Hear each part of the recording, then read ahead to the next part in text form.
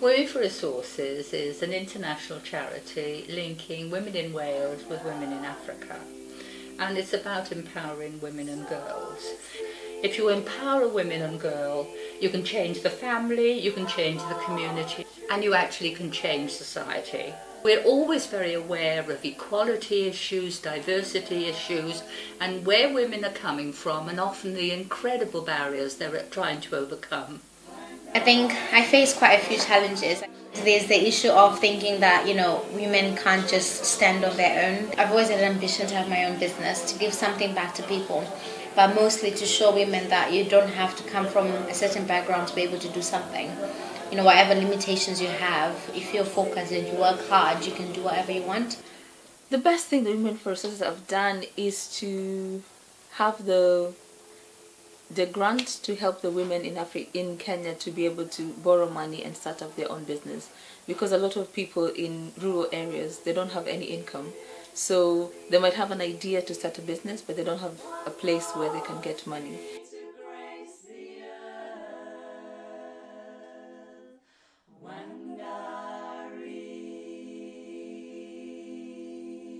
On the news they were talking about how a lot of girls in Kenya are dropping out of school because of sanitary pads, and I was like, surely that can't be true. I run a charity which works in Zambia. I talked to the women to begin with about how do girls manage when they're having their periods and they need to go to school if they've got no money to buy pads. And to begin with, the women were saying, oh, we can't talk about that. There's a lot of superstitions about menstruation. About what you can and can't do when you're having your period. You can't talk to a boy. Well, obviously, if you're going to go to school and you can't talk to any boys because you're having your period, it's very difficult.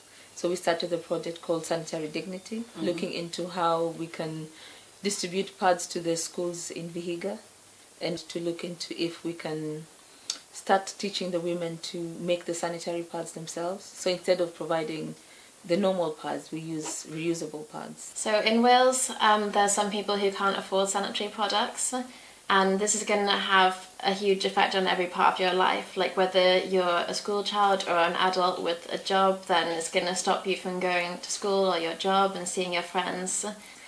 So they'll basically be confined in the house. Or if they do go out and sort of improvise menstrual products, they won't feel safe or comfortable or be able to relax as much. If the girls in the poor area, if they cannot go to school because they're dropping out of school because they don't have sanitary pads, that's a big thing for them to miss out of school because of a small thing as sanitary towels. Because once they get a good education, then they're able to be empowered, get a better education, get into employment, hopefully into the future, and overall not be dependent on somebody else. We actually throw away 200,000 tonnes of menstrual products in the UK every single year.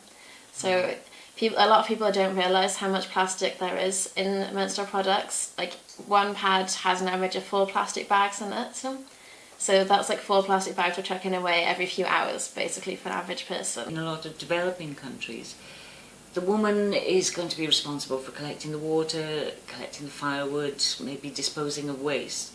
So her arena, as it were, is going to be seeing the river, seeing the trees, seeing that there's not enough trees there. Her experiences are going to be of those things. Women are empowered with a voice in politics. What people have actually been finding is that the environmental concerns are starting to come to the fore. It has been seen to lead to environmental improvement, particularly things like decreases in deforestation. Like people in Wales now are becoming conscious of reducing their plastic and also not flushing sanitary products into the sea, which is also a big problem. So with Women4Resources, I had a stall at the International Women's Day event. It was amazing to meet the other women who are working with the organisation and kind of hear about their stories and their experiences, and meet people who are passionate about the same things.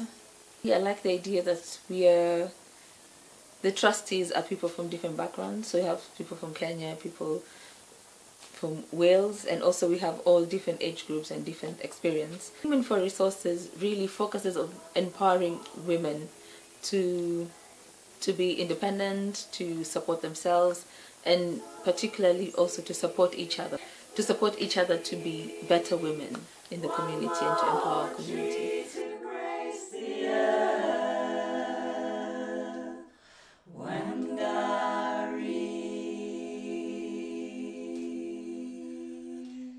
When God